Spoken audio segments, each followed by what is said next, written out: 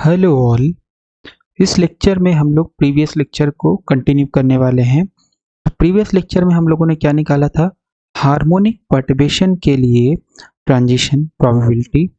तो हमारे पास ट्रांजिशन प्रोबेबिलिटी का formula when T goes to infinity P I F T is equal to इतना आया था, जिसमें कि दो टर्म होंगे, एक टर्म ये है और एक दूसरा टर्म है।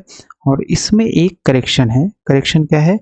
यहाँ पे जब हम लोगों ने वैल्यू सब्स्टिट्यूट किया था, बेसिकली ये लिमिट की वैल्यू हम लोगों ने कहाँ सब्स्टिट्यूट किया था? इसको हम लोगों ने इसमें सब्स्टिट्यूट किया था। 1 second, let's go back back back and here. तो यहाँ पे हम लोगों ने limit T goes to infinity रखा, यहाँ पे limit T goes to infinity रखा, बट हम लोगों ने ये जो 4 है इसको छोड़ दिया था, इसको हम लोगों ने नहीं रखा था। तो ये हमारा एक मिस्टेक है। तो ये 4 हमें यहाँ पे सब्स्टिट्यूट करना पड़ेगा डेल्टा फंक्शन के पहले। ओके, सो यहाँ पे आपके पास एक 4 होगा, परफेक्टली फाइन, और यहाँ भी आपके पास क्या होगा? एक 4 होगा। तो ये हमारे पास आया transition probability is equal to limit T goes to infinity P I F T is equal to 1 upon H cross square, फिर यहाँ है psi F V cap psi I, इसका स्केलर प्रोडक्ट, फिर होल स्क्वायर है यहाँ पे absolute value, फिर यहाँ पे है आपके पास 4, यहाँ पे 4 है, फिर यहाँ पे कितना है? यहाँ पे है आपके पास 1 second, yes it is here, यहाँ पे आपके पास 4 pi T H cross upon 2 delta E F minus E I plus H cross omega, pi T H cross upon 2, so this is pi t h cross upon 2 delta ef minus ei plus h cross omega, okay, plus h cross omega।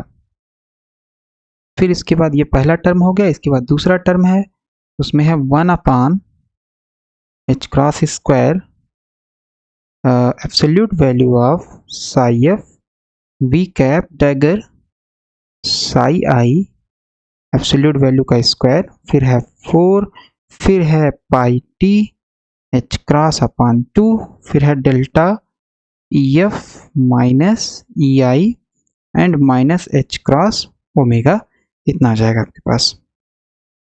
Okay right, तो हमारे पास ये value आ जाएगी। और अगर इसको थोड़ा हम सॉल्व करें तो हमारे पास ये 2 से ये एक एच क्रॉस कैंसिल हो जाएगा। ओके, फिर आपके पास यहाँ पे 2 है, यहाँ 4 है, तो यहाँ 2 बचेगा, यहाँ 2 है, 4 है, यहाँ 2 बचेगा, h क्रॉस ये पावर कैंसिल हो गई, तो बेसिकली बच जाएगा 2 pi T upon H cross. तो यहाँ पे बचेगा 2 pi T upon H cross, 2 pi T upon H cross इस वाले टर्म में भी बच जाएगा, और यहाँ भी बचेगा 2 pi T upon H cross. तो basically 2 pi T upon H cross हम लोग क्या कर सकते हैं? बाहर ले सकते हैं। तो हमारे पास आ जाएगा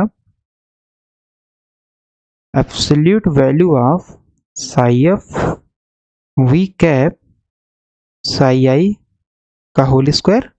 ओके, फिर आपके पास है delta function of E F minus E I plus H cross omega, right. फिर आपके पास है यहाँ पे है absolute value of psi F V cap dagger psi I whole square and delta function of E F minus E I minus H cross omega, इतनी value आ जाएगी आपके पास, राइट। ट्रांजिशन प्रोबेबिलिटी की when time goes to infinity, when T goes to infinity, इतनी value आएगी, right. 2 pi T upon H cross psi F V cap psi I absolute value का square delta function E F minus E I plus H cross omega plus absolute value का square, फिर उसके बाद है delta E F minus E I minus H cross omega, इतना आ जाएगा। तो हमारे पास ट्रांजिशन रेट का क्या फार्मूला होता है? So transition rate we have, transition rate हम लोगों ने कांस्टेंट प्रोबेबिलिटी की कांस्टेंट पर्टर्बेशन के केस में भी निकाला था। So transition rate is defined by gamma I F, okay, और ये होता है basically limit T goes to infinity के केस में अगर हम डिफाइन करें तो T goes to infinity P I F upon time. Basically ये है क्या चीज, ये है transition probability per unit time. So this is nothing but transition rate is what, it is transition probability per unit time, per unit time. Okay, इतना होगा, right. तो इसकी वैल्यू हम लोग निकाल चुके हैं, जो कि आया है आपके पास इतना। तो अगर आप टाइम से डिवाइड करोगे तो ये बेसिकली टाइम से इधर आरएचएस में भी डिवाइड हो जाएगा और यहाँ पे बचेगा 2 pi upon H cross. So transition probability gamma I F is nothing but it is 2 pi upon H cross, और यहाँ पे आपके पास आ गया absolute value psi F V cap psi I का square delta E F minus E I plus H cross omega. फिर उसके बाद आ जाएगा absolute value psi F V cap dagger psi I का whole square and delta function, इसके बाद continuation में है यहाँ से delta function E F minus E I minus H cross omega, इतनी वैल्यू आ जाएगी। ओके, तो इसमें से एक जो टर्म है ये हम लोगों ने प्रीवियस लेक्चर में डिस्कस किया था कि एक टर्म यानी ये वाला टर्म एक है और एक ये दूसरा टर्म है। तो इसमें से एक एब्जॉर्प्शन का टर्म है और एक एमिशन का टर्म है, तो वो हमें कैसे पता चलेगा। तो अगर हम यहाँ पे देखें तो ये वाली जो वैल्यू है it is non zero, it is not equal to zero for E F is equal to, क्योंकि डेल्टा फंक्शन नॉन ज़ीरो कब होगा, जब E F is equal to हो जाएगा E I minus H cross omega, right. E F is equal to E I minus H cross omega, और ये second term जो है ये नॉन ज़ीरो होगा for E F is equal to E I plus H cross omega. तो इसका मतलब यहाँ पे दो टर्म है, एक डेल्टा फंक्शन ये है, एक डेल्टा फंक्शन ये है। ये डेल्टा फंक्शन आपका नॉन ज़ीरो होगा जब आपका ई एफ इतने के बराबर होगा। बेसिकली जब भी डेल्टा फंक्शन का आर्गुमेंट यानी ये जो फंक्शन का आर्गुमेंट अगर जीरो है तब डेल्टा फंक्शन नॉन जीरो होता है, basically it will be infinite. Similarly इस फंक्शन की वैल्यू जब भी आर्गुमेंट की वैल्यू जब भी जीरो होगी तो ये फंक्शन आपका नॉन जीरो होगा। ओके, तो अगर E F is equal to इतना रखोगे तो ये डेल्टा जीरो हो जाएगा, यहाँ पे भी आप E F is equal to इतना रखोगे तो भी डेल्टा जीरो हो जाएगा। ओके, तो अगर यहाँ पे हम लोग देखें ये वाला जो टर्म है बेसिकली यहाँ पे फाइनल स्टेट की एनर्जी इनिशियल स्टेट की एनर्जी से कम है। ये कौन सा केस होता है, प्रीवियस लेक्चर में हम लोगों ने डिटेल में किया था। सो दिस इज नथिंग बट अगर फाइनल स्टेट की एनर्जी इनिशियल स्टेट की एनर्जी से कम है तो इसका मतलब है ये है आपका एब्जॉर्प्शन। ओके, राइट, नहीं ये आपका एमिशन है, I am sorry, this is your emission. क्योंकि अगर फाइनल स्टेट की एनर्जी इनिशियल स्टेट की एनर्जी से कम है तो मतलब है कि इनिशियल स्टेट में जिसमें भी था उसमें से कुछ एनर्जी एमिट हुई है। सो दिस इज योर एमिशन। और यहाँ पे क्या है, फाइनल स्टेट की एनर्जी इनिशियल स्टेट की एनर्जी से ज़्यादा है क्योंकि ई आई में कुछ ऐड हो रहा है। तो this is your absorption. Okay, right, तो दो टर्म हो गया, एक एमिशन का हो गया और एक एब्जॉर्प्शन का हो गया। तो अगर अब हम लोग इसका हम लोग निकालें let's say transition into continuum state, तो ट्रांजिशन रेट का हम लोगों ने फार्मूला ये कैलकुलेट कर लिया। सो लेट्स डू ट्रांजिशन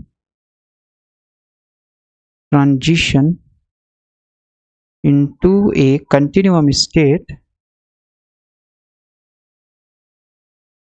तो कंटिन्यूअम स्टेट का मतलब है कि आपका जो एनर्जी लेवल है आप ऐसे एज्यूम कर सकते हो कि लेट्स से ये ग्राउंड स्टेट एनर्जी है, ठीक है, और एक्साइटेड स्टेट एनर्जी बहुत पास पास है, बहुत पास पास है, ठीक है, इतना पास है कि कंटिन्यूअस एनर्जी स्टेट है। तो इसी को हम लोग बोलते हैं कंटिन्यूअम state.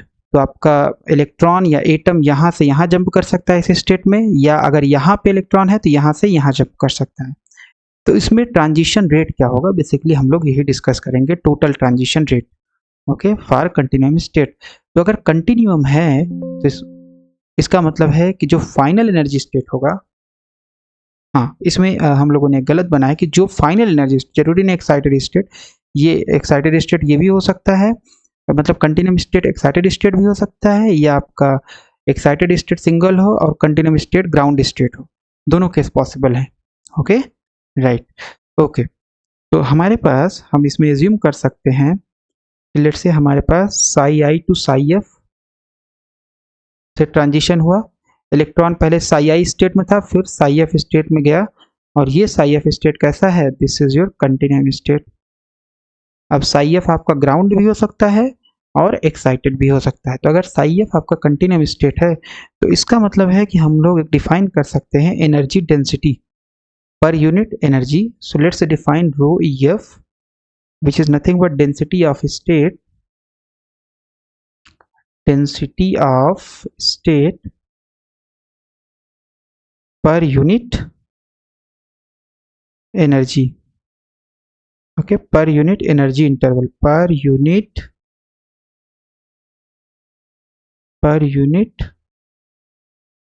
Energy interval, density of state per unit energy interval. Okay तो इसका मतलब है कि रो एफ में अगर आप डी ई एफ से मल्टीप्लाई कर दोगे, रो एफ में डी एफ से मल्टीप्लाई कर दोगे तो ये दे देगा आपको density of state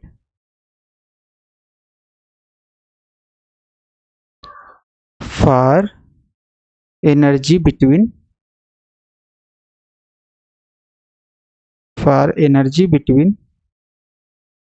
EF and EF plus DEF। तो इस एनर्जी इंटरवल में यानी EF से लेके EF प्लस DF में कितना डेंसिटी ऑफ स्टेट होगा, that is given by rho function of EF multiplied by DEF। Okay right. तो अगर इस एनर्जी डेंसिटी ऑफ स्टेट के लिए हम निकालें ट्रांजिशन रेट, तो ट्रांजिशन रेट क्या होगा, so transition rate is nothing but, let's see this is your DWIF। तो एक ट्रांजिशन रेट आपको पता है that is gamma I F, उसमें इस डेंसिटी ऑफ स्टेट से मल्टीप्लाई कर देंगे तो हमें टोटल पता चल जाएगा। So this is your rho E F D E F. तो इतनी डेंसिटी ऑफ स्टेट में कितना ट्रांजिशन रेट होगा that is given by this formula. और लेकिन आपको तो पूरा निकालना है, ई एफ से लेकर के E F plus D F के लिए हमारे पास इतना होगा ट्रांजिशन रेट। तो अगर टोटल एनर्जी के लिए निकालना है तो उस केस में हमें क्या करना पड़ेगा, इसको इंटीग्रेट करना पड़ेगा। And let's integrate this, so you will get the total transition rate which is equal to gamma I F rho function of E F and D E F, इतना आएगा। Okay right. So let's substitute the value of gamma. what was gamma was your 2 pi upon H cross, है ना, ये है आपके पास 2 pi upon H cross, फिर है यहाँ पे psi F V cap psi I absolute value का स्क्वायर, फिर है delta E F minus E I plus H cross omega, इतना है। फिर आपके पास है, सो ये हम गामा आई एफ की वैल्यू सब्सटीट्यूट कर रहे हैं, यहाँ है psi F V cap dagger psi I absolute value का स्क्वायर, डेल्टा यहाँ से कंटिन्यूएशन है, okay delta E F minus E I minus H cross omega, और फिर यहाँ पे रो ई एफ और डी ई एफ है, rho E F into D E F है। Okay right.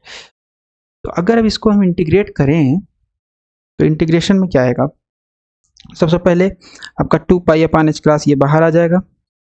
Okay 2 pi upon H cross हम बाहर ले सकते हैं, राइट। तो ये होगा 2 पाई अपॉन एच क्रॉस, फिर आपके पास इतना बाहर आ जाएगा।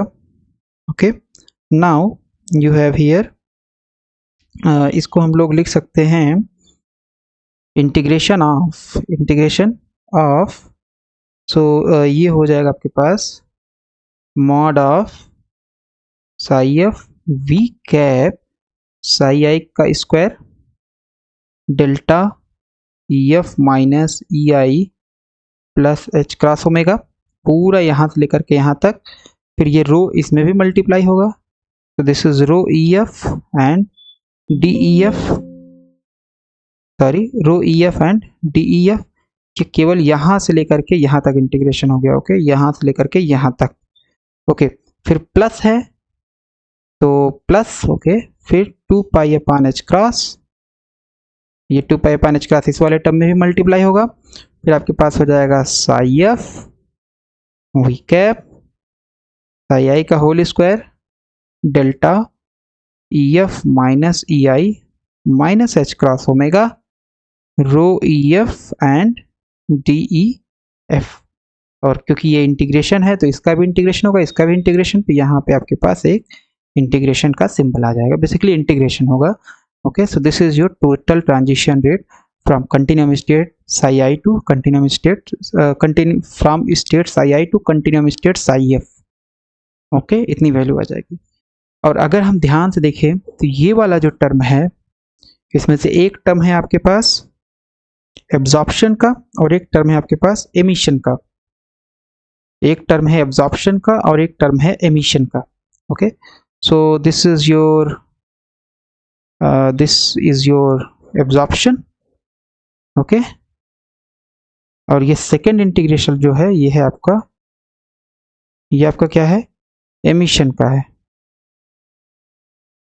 राइट, इतना है। तो इसको हम लिख सकते हैं अलग अलग। So let's write it as W I F is equal to W A B S. और ओके, यहाँ पे एक बार चेक कर लेते हैं इसे। ओके, सो ये आपका एमिशन का है, sorry, so this one is your E F is equal to E I, है ना। सो ये आपका एब्जॉर्प्शन का है, ये वाला डैगर वाला एब्जॉर्प्शन का, विदाउट डैगर वाला जो है वो क्या है, so yes, so this one is your emission term. This is your emission term. One second, let's use different color here. So this is your emission term and this one is your absorption term. This one is your absorption term, second integration. Okay, right. So इसको हम लिखते हैं यहाँ पे, so let's write it as WABS plus W emission. Okay, what is WABS? WABS जो है ये है आपके पास 2 pi upon H cross integration from psi F V cap psi I, इसका एब्सोल्यूट वैल्यू का square delta E F minus E I and then you have plus H cross omega rho E F and D E F. Okay, and what is your emission term? Emission term is nothing but that is your 2 pi upon h cross. Okay, so this is not absorption, this is your emission. Okay, so this is your emission, not absorption, sorry. So let's write it as emission and dagger वाला जो term है वो आपका क्या है, वो है आपका absorption. So this is your absorption. Okay, now it is correct. And this is your psi f we cap dagger psi I whole square delta ef minus ei and this is minus h cross omega and this is your rho ef and def. Okay, इतनी value हो जाएगी।